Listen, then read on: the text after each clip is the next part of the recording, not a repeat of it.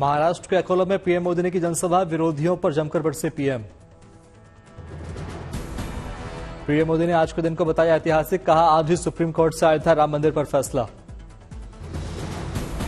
PM Modi ने कांग्रेस की राज्य सरकारों पर साधा निशाना, बोले हिमाचल, तेलंगाना, कर्नाटक कांग्रेस के शाही परिवार के एटीएम।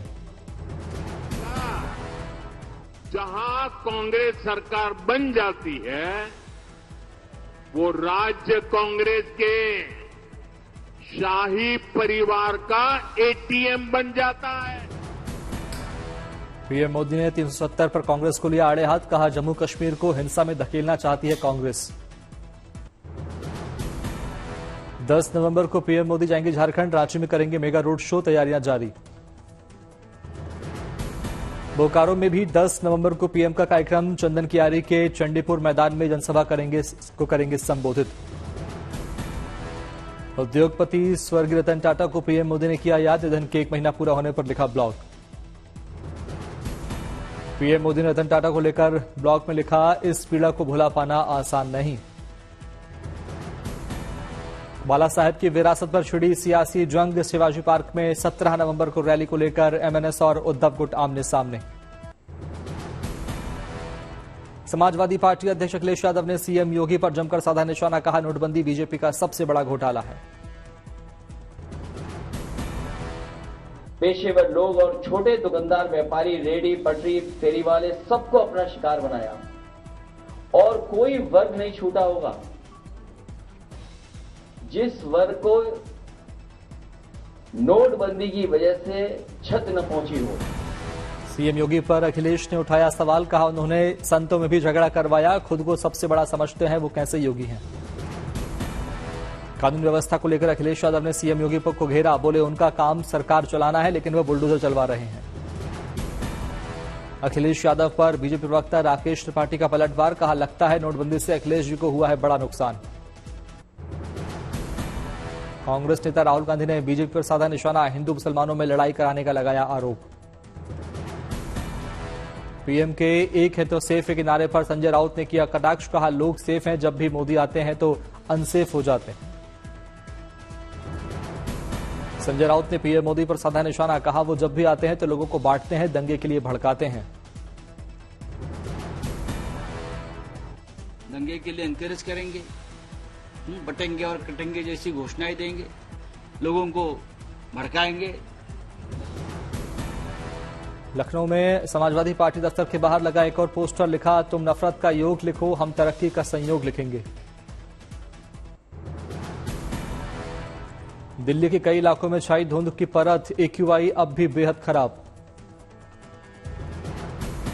दिल्ली के एम्स इलाके में एक्यूआई का स्तर बेहद खराब, सुबह 343 दर्ज हुआ वायु गुणवत्ता सूचकांक।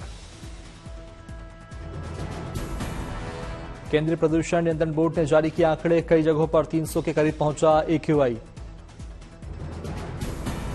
दिल्ली में 1000 मीटर से नीचे पहुंची विजिबिलिटी, सुबह सफर करने वालों को हुई परेशानी। दिल्ली के इंडिया गेट इलाके में एक्यूआई का स्तर गिरा, छाई प्रदूषण की परत।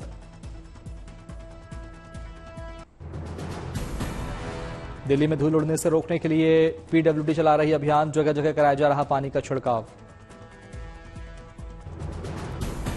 दिल्ली के कालिंदी कुंज में यमुना नदी अभी भी तैर रहा जहरीला फोम, ड्रोन विजुअल आए सामने। उत्तर भारत में पंजाब और हिमाचल में कुछ जगहों पर कोहरे का असर शुरू, पाकिस्तान के इलाकों से ज्यादा घना कोहरा। अमृतसर एयरपोर्ट पर सुबह दर्ज की गई यूरो विजिबिलिटी, सैटेलाइट इमेज में दर्ज हुआ घना कोहरा। मुंबई के कई इलाकों में वायु गुणवत्ता सूचकांक में दर्ज की गिरावट, बांद्रा में दिखा स्मॉग। तेजस्वी यादव ने पार्टी कार्यकर्ताओं के साथ मनाया अपना जन्मदिन, केक काटकर किया सेलिब्रेट। उत्तर प्रदेश के कानपुर में काव फ्रूट्स प्रदर्शनी का आयोजन, राज्यपाल आनंदीबेन पटेल ने लिया हिस्सा। बीजेपी नेता स्मृति ईरानी ने कांग्रेस पर साधा निशाना, बोली कांग्रेस हिंदुइज्म और हिंदुस्तान के खिलाफ। कांग्रेस पार्टी ना हिंदू, ना हिंदुइज्म, ना हिंदुस्तान के समर्थन में है। कांग्रेस नेता बाला साहेब थोराट ने बीजेपी पर लगाया धार्मिक लड़ाई कराने का आरोप, बोले वोट जिहाद करती है बीजेपी। अयोध्या में रामलला को ठंड से बचाने के लिए इंतजाम शुरू। 20 नवंबर से ओढ़ाई जाएगी रजाई। गुनगुने पानी से कराया जाएगा रामलला को स्नान। ठंड के हिसाब से ही की जाएगी भोग की व्यवस्था।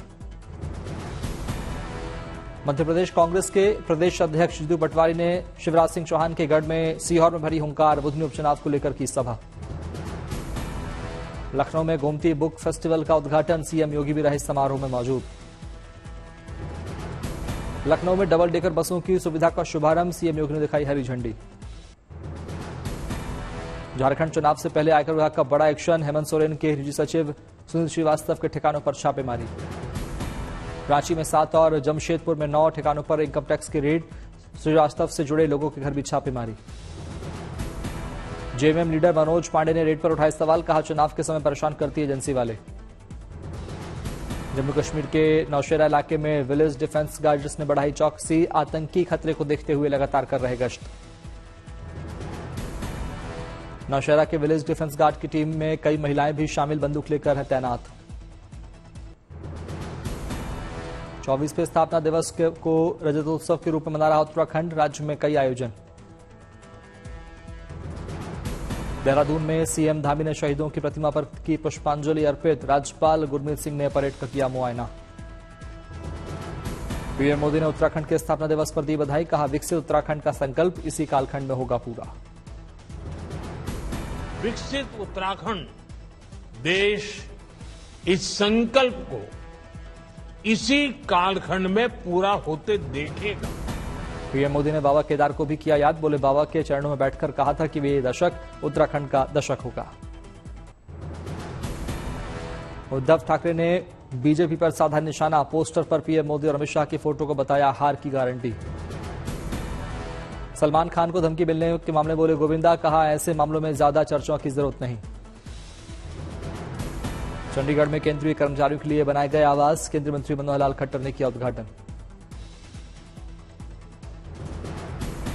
अजमेर में मंत्री झावर सिंह खर्रा ने सर्किट हाउस में लगाया जनता दरबार। लोगों की सुनी समस्याएं। कानपुर में फजलगंज थाने के सामने धरने पर बैठे समाजवादी पार्टी के नेता अमिताभ वाजपेयी। पुलिस पर लगाया उत्पीड़न का आरोप। असम के जोरहाट में रास महोत्सव का आगाज। दिखे भारतीय संस्कृति और लोक कला के रंग। बीएसएफ की महिला राफ्टिंग टीम ब्रजघाट गढ़मुक्तेश्वर पहुंची। सफाई अभियान के साथ पौधरोपण में लिया हिस्सा। ब्राजील में G20 संसदीय शिखर सम्मेलन में भारतीय दल ने लिया हिस्सा। राज्यसभा के उप सभापति हरिवंश ने की अगुवाई। बिहार महिला एशिया चैंपियंस ट्रॉफी के खिलाड़ियों का पहुंचना जारी। 11 से 20 नवंबर तक चलेगी प्रतियोगिता। बिहार के राजगीर पहुंची मलेशिया की महिला हॉकी टीम। चीन और जापान की टीम भी पहुंची। आंध्र प्रदेश के विजयवाड़ा में एक बार फिर उड़ेगा सी प्लेन। प्रकाशम बैराज से श्रीशैलम बैराज तक यात्रा करने की मिलेगी सुविधा। दिल्ली में रन फॉर इंक्लूजन का आयोजन। केंद्रीय मंत्री हर्ष मल्होत्रा और मनोज तिवारी हुए शामिल।